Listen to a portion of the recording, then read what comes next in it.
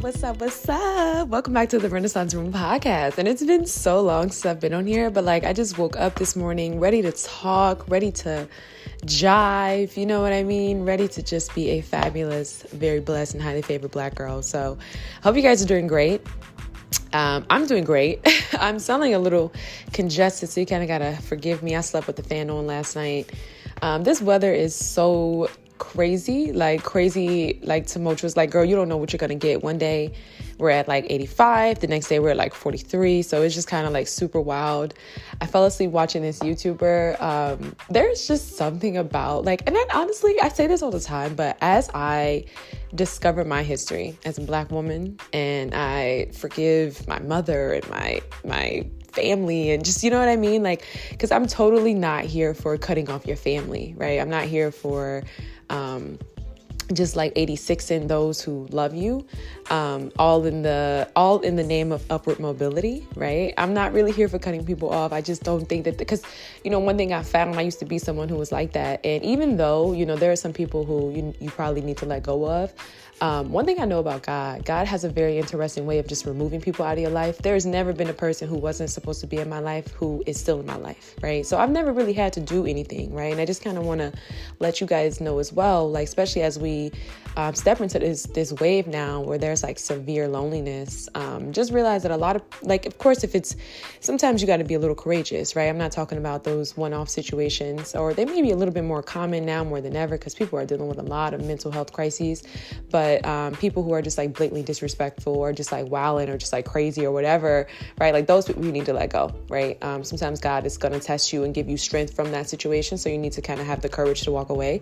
But for the most part, I've never really had to do too much, it's and I've always had kind of revelations about it. I remember this one time there was someone I thought that was going to be my friend, but I always kind of saw the revelations that this person wasn't going to be my friend. And I remember there was one decision and I'm if I tell this person no, I know for a fact me and this person are not going to be friends anymore. And I did, and we literally weren't friends anymore. This person just cut me off. And so it was God will kind of guide you and show you, but for the most part, you don't really got to do too much. So anyway, just my little rant there. But for me, learning from that, came from that kind of background of just 86 and anybody who just pissed me off, right? I just really found that people are so imperfect and it never got better. I'm not kidding. It never got better. I never found what I was looking for, because what I was seeking was perfection, right? And a lot of people are very much imperfect. And you're never going to find anybody who is not going to upset you, who's not going to say something and it may not land perfectly, right, on your ears. You're just not going to find anyone like that. You're not going to find anyone who doesn't have little annoyances, little things that you don't like about them. This is why it's so important too to come to Christ, be transformed, be renewed in Christ, because you'll find that as Christ loves you, you will be able to extend that love to others, right? And I was just reading John. I'm pretty sure that was John. I'm reading the devotional, so sometimes it's I'm just going through the scripture and I'm not always looking at the scripture. But anyways, God always talks about loving your neighbor as you love yourself. And I believe that's why it's really hard for us to love other people, because we don't love ourselves. I had to learn to love every aspect of myself. My biggest thing was I was always so insecure about being smart. And I look back on it and I don't know why. It could just be the trauma, growing up, and I went to a lot of different schools. So honey, I'm cultured. I was in suburbia with the white class, you know what I mean? Girl, I'd have been down in the valley hanky-panky, okay?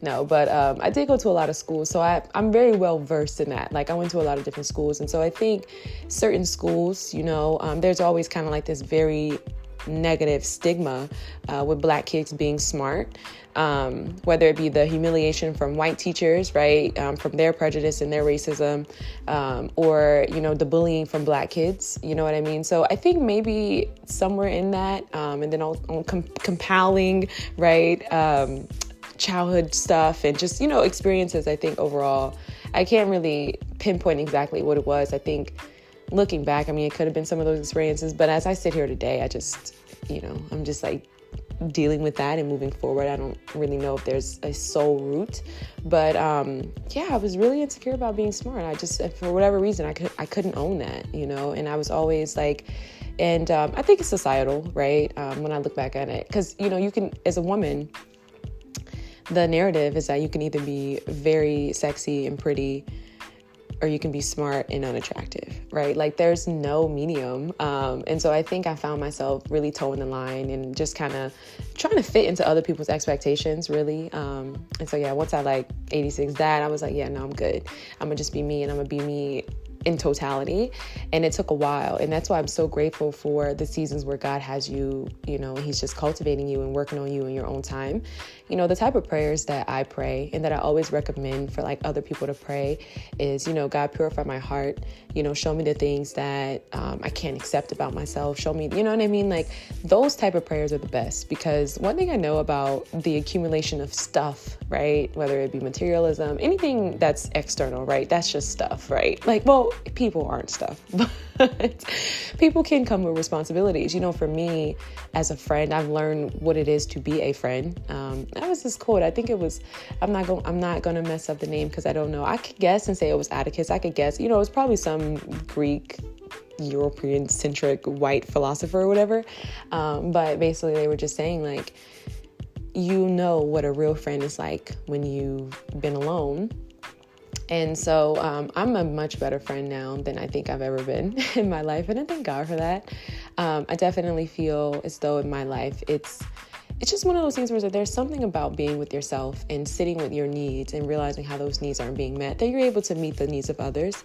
I think there's something about sitting with yourself, allowing God to refine you and purify you and love on you and really give all those ugly elements to God that you don't like about yourself, or just the things that really aren't so beautiful. He just has a very beautiful way of cultivating it, and it takes time. I've noticed that if you just kind of focus on what it is that he's giving you to do, and you say these prayers about refining and, refinement and just, all those different things, you'll just look up and you'll be like, wow, I'm just such a different person. Now, I will say today, it's different, right? We live in a different time. It's so easy to just kind of waver in your walk with God. It's so easy to just waver, period. It's really hard to stay focused today when you have advertisements and all these different things coming at you. I tell you guys this all the time, but being a journalism major, it's so important for you not to tap into every news site. I'm gonna think of some that are just terrible, Spiritual World, In the Shade Room. These are not credible sources, right? This is just merely entertainment. So you want to be mindful when you follow pages like that and you try to tap in and because all of that stuff is just really gossip centered. There's no fact checking behind it, right? So it's not a credible news source, and it's really hurtful to just see. And I think that we can really learn a lot from the Shade Room. One thing that is very profitable, if y'all haven't noticed this from some of the conservatives and some of the platform guests or whatever, and here's the thing too, the reason why I don't fault people, I just kind of want to just enlighten them about these platforms and these people, is because we live in a day today where so many people are seeking knowledge, right? People want to be knowledgeable. People want to feel special. People want to feel intelligent, right? But you guys are cheating yourselves. Excuse me. You're cheating yourselves of the work because you're not actually doing the work, right? Intelligence and things like that, it only comes from experience, prayer, from wisdom, right? If God gives you revelation, and books. It does not come from watching a 30-second clip. Sure, there are some podcasts and now today it's really hard to find those, right? But there's a plague in our community, and God tells us all the time, my people perish for lack of knowledge. And so I think what a lot of people are trying to do is take this fast lane, shortcut circuit to knowledge and information. And you just have to realize that when you're tapping into the wrong sources, this is harmful, right? There's nothing worse than miseducation, misinformation, right? Like, what good is it to be learning something, but you're learning the wrong things? I had someone come up to me and tell me something about a business that they had no business about. Now, this is the second time this has happened. And as I sit here today, it's so interesting just to see how haughty we've become as a society. People are so overly confident within themselves. We are absolutely riding on the borderline of delusion.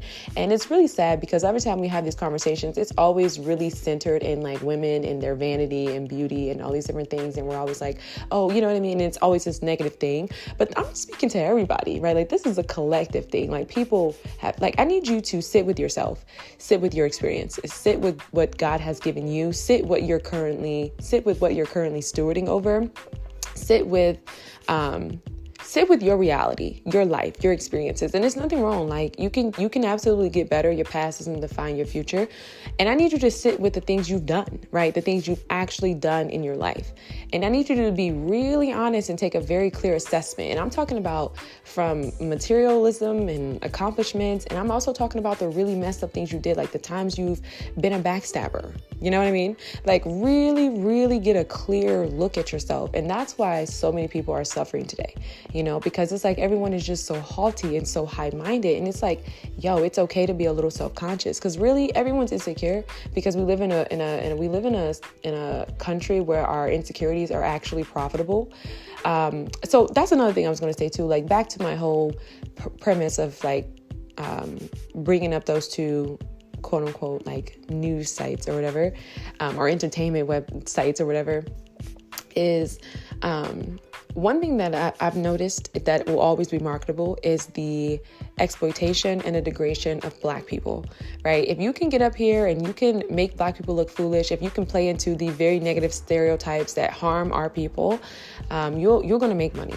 Period. That's the one thing that's going to be profitable. But if you get up here and you start educating people about African American history and you start educating them about American history, then that's not going to be profitable. Now we have a problem, right? Conversations about racism, white supremacy, social hierarchies, right? Even when we look at most positions, right, in terms of employment, there's always a white manager. Even if this manager is incompetent, even if this manager is, you know, this manager is oftentimes required to do the bare minimum, right? There's pretty much a lot of mediocrity in a lot of these managerial and leadership positions.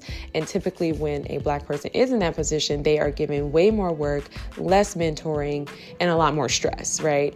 And that's not always, right? That's not completely across the board, but that is something to consider, because that's a real thing. So when we start talking about real issues, we start talking about the truism of the world, that is not profitable. So I need you guys to understand that. And to me, I found that to be non-coincidental to see so many men get online, whether they're talking about relationships or whether they're degrading Black women, right? It's profitable. People are watching it.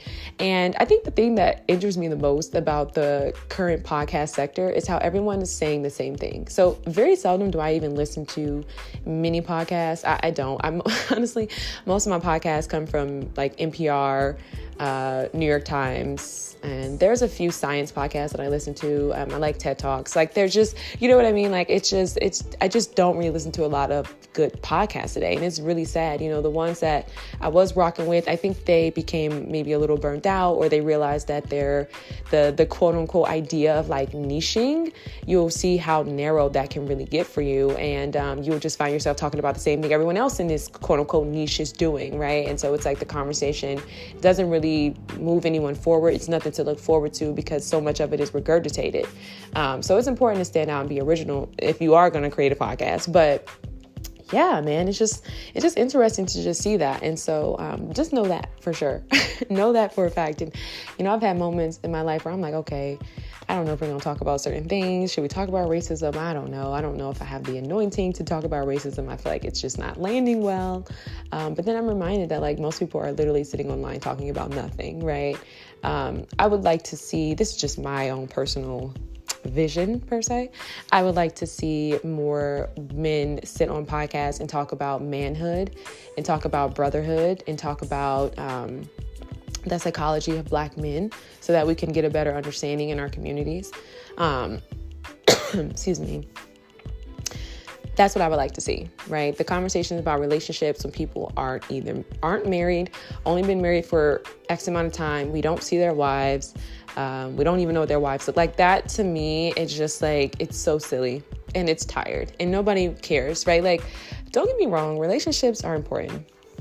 They're important. Relationships, they're important. You know, they can be, it's a good collaboration, you know, but there are so many other things that are important. And not to really, you know, make one lesser than the other, but like there are a lot of other important things that we could talk about that doesn't always center in relationships. But I realized that relationships has become this prominent topic of conversation, not solely because of its profit, but because people are lonely, right? And I believe that a big part of this is really due to the wave of self-love culture. So what self-love culture really did was take people who were already selfish, people who were maybe already struggling with some levels of narcissism, right? We know that dysfunction is something that is very common in the American society and in the American household, right? So you're taking people and you're already, like at this point, you're just exalting those who are already exploitative and X, Y, and Z, right? And then the opposite side of that, you're skipping the process of like realizing that you're always going to have insecurities, realizing that you're always going to feel not so great about yourself, and just realizing the normalization of that, right? Like that's just life, and that's going to come at every stage and phase in your life. But what self-love did was really just exonerate people and just wipe out the realism of everything, right? And that's why you see a lot of people talking about delusion and things like that. I would definitely say that I am 100% not delusional, like at all. I've definitely had my moments where I've been very high-minded and I had to like be real with myself, and I thank God, because I've always been humbled. Like I can't tell you how many times I've really, like, God has really humbled me, and I'm so grateful that I've always just like bowed, and I've just like, you know what I mean, was willing to be humbled. But I just realized that today, like a lot of people just, I mean, it's really that borderline delusion. You have people who have absolutely no experience in this realm of business or whatever, and they want to give an opinion about what you should and you shouldn't do. Let me tell you something that I've learned with these courses and these people who have done something for year one, right? Started the business year one, and I'm not talking about like businesses, you know, concerning like social media. I'm talking about like full hard-pressed service industry businesses, right, that yield high profits supposedly if you just take this course and you do X, Y, and Z. You know the dangers of that? Do you know that most businesses, I'm reading this book, it's so good. It's one of my favorites, actually. I just had to go to that because I got excited as I thought about it, because I'm getting ready to go sit outside and read it because I'm just so stoked, and the sun is shining. It's fabulous. So this is Valerie Burton, and it's Successful Women Think Differently. And I'm pretty sure, was it Valerie Burton that I watched? Oh, was it Valerie? No, it wasn't Valerie Burton. It was actually this YouTuber. She works at Google. She's in tech. So my bad. That's not Valerie, but that's a good book though. See, sometimes I'm so consumed with all of the things that I be reading and learning, and honey, but no. So anyways, I just wanted to share that it takes time to really get good at something, and it takes time to learn about business, right? When I see people who are in their 20s who have a very successful business, we're going to take Jada Waiter, for example, for the culture. I remember following Jada when I was in high school, and I'm just talking about her business acumen. Please, let's not get into everything else. Like, we're not doing that. Like, I don't even, you know what I mean? It's unnecessary, and there's really nothing to be said, right? Like, what? Like, I'm talking about the business aspect of it. But I literally remember following her when she was 17. I remember her selling her business, her hair and everything. And like, to see her where she is today, that's earned, right? Like, I think that for so many people, they think that it's like, okay, if I take this course, if I sign up for this thing, I'm about to just jump off in this thing and get it on and popping. And it's like, you can take that, but that's more so like the shortcut. And I think that's the thing with myself. Like, for whatever reason, I just had no desire to take any shortcuts. And it could be, and I don't think that it was more so procrastination. And I don't think that I was like hyper vigilant or like afraid to make mistakes. I genuinely just felt like there was just really something about learning. Like, I was on Pinterest. You guys know I love quotes. And it was just saying like, you're going to get your dream house this year. And I see so many prophetic words from like pastors and Christian speakers and everyone saying that. And it's just like, I'm not ready, you know? And I think that that's the thing. Like, we just live in a culture today where to say I am not ready means that you're insecure. I was watching one of y'all favorite, I'm not even going to get into I'm not going to name drop, because when I talk about certain things, there's just no point. And I'm really using this as an example to really speak to the collective of everything, right? And this person was asking this person, like, would you work a regular job? And would you date someone who worked a regular job? Can I also say that these conversations are so tired and so detrimental to the 95% of Black people who work regular jobs in America. Like, it is so detrimental. And it not only does it affect the mental health of some people, and that's just, it pains me, because I feel like with so many of like the people that we idol, the people that we prop up and we just look up to, like, they don't care about you. They really don't. Because it's like, if you really cared about Black people, or if you cared about any of your supporters, you wouldn't say the things that you say.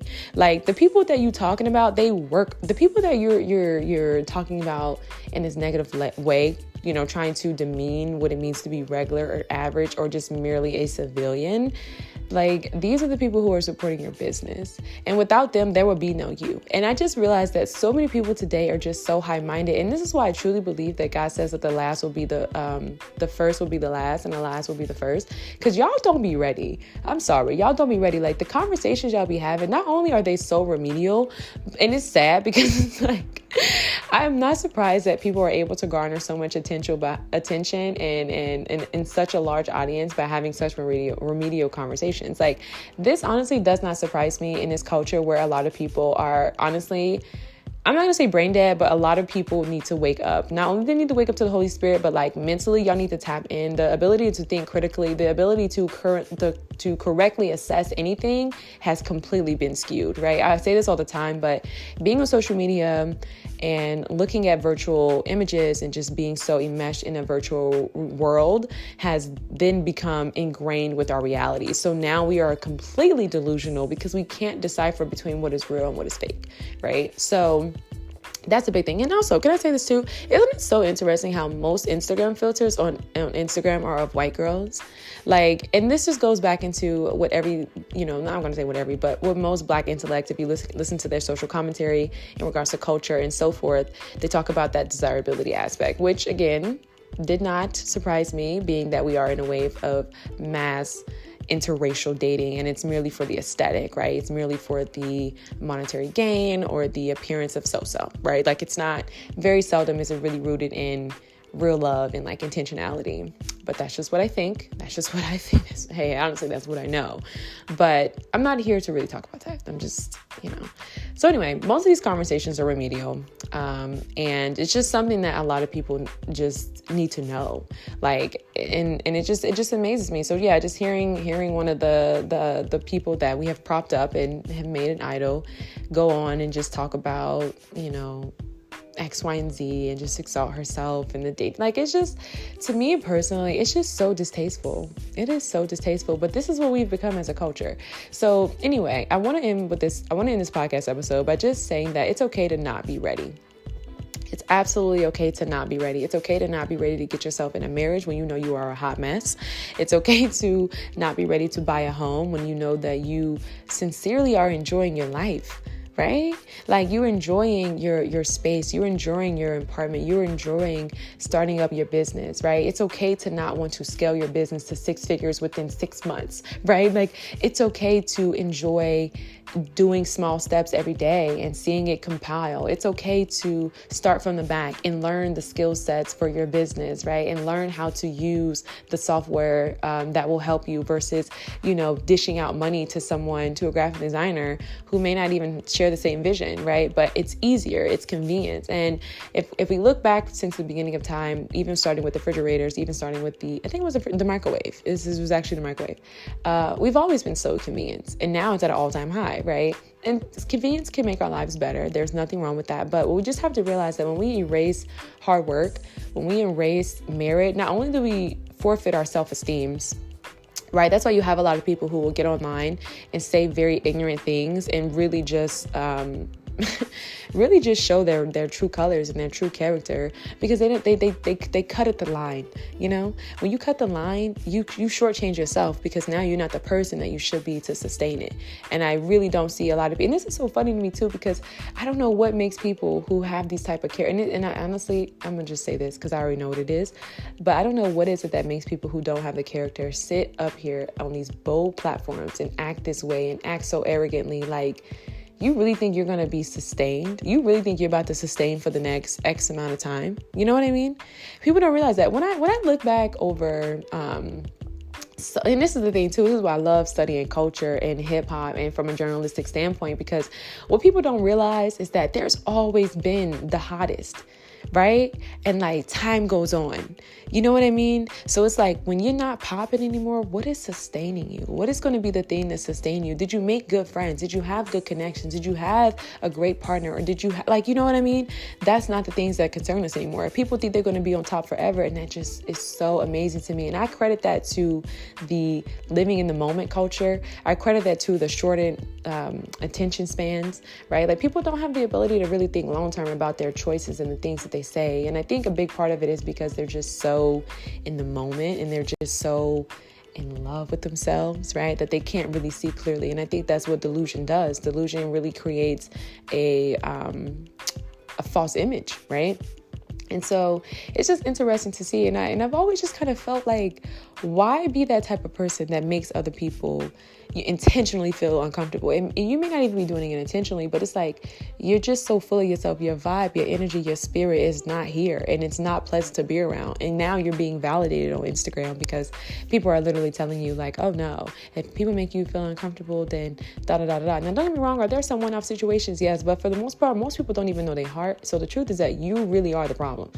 You know what I mean? Because to really sit with yourself is when you really sit with yourself, it's very humbling, and you realize how you're not ready, and you realize how you got a long way to go, and you realize how far you've come, and you're so grateful for where you're headed, and you realize that life is short, and you realize that, you know, if God is giving you a new day to pursue your passions, to pursue your hobbies, to, you know, put a next step forward in your business, it's something to be grateful for. You know, like you're just not in this space in your life where you're just so, you know, so it's unfortunate, but we have a lot of people, whether it be the news sites, whether it be the shortcut path with courses and convenience that are sold to us on a daily basis. We have a lot of people who are shortchanging themselves.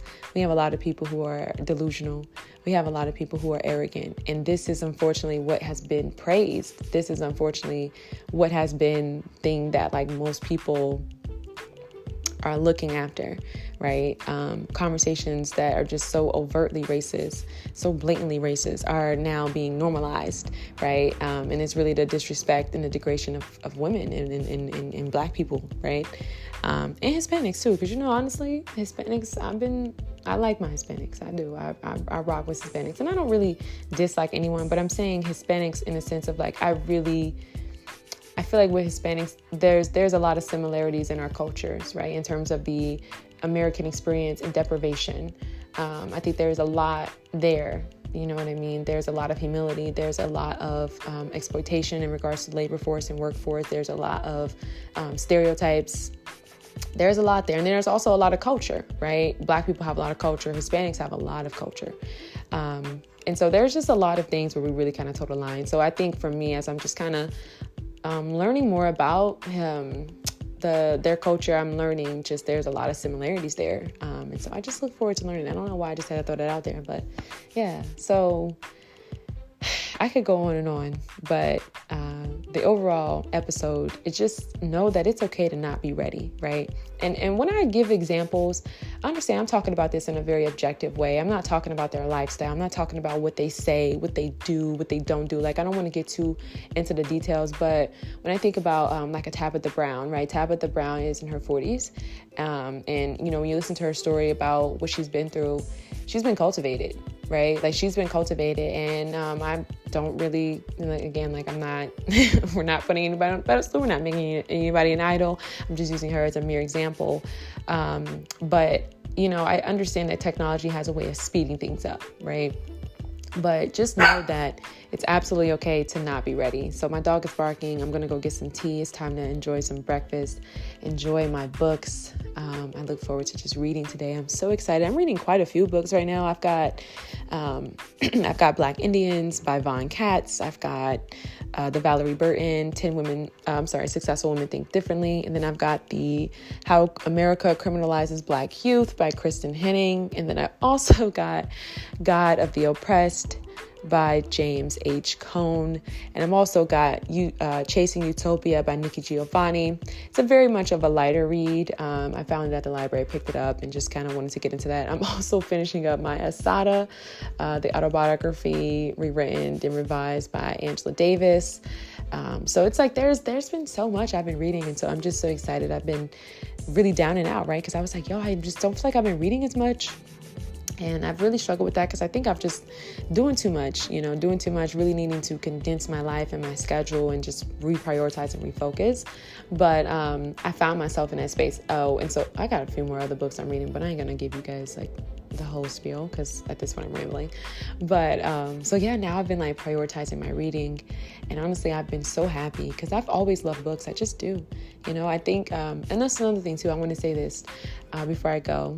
My love for books really stemmed from my mother, right? We do exactly what our parents do. So it's so important that if you do have kids, understand that your kids will never do what you say. They'll always do what you do. So if you want to really like have influence on your kids, make sure that you do exactly what it is that you say you're going to do, because they're not really listening to what you say. They're watching what you do. So that's why I love books, and shout out to my mom. Love it.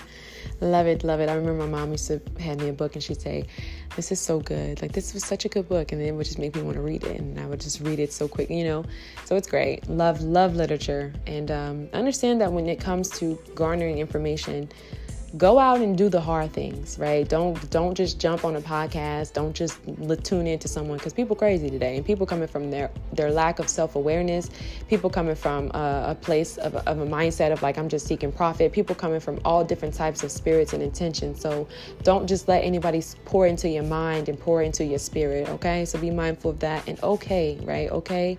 Realize that it's okay to not be ready. Peace.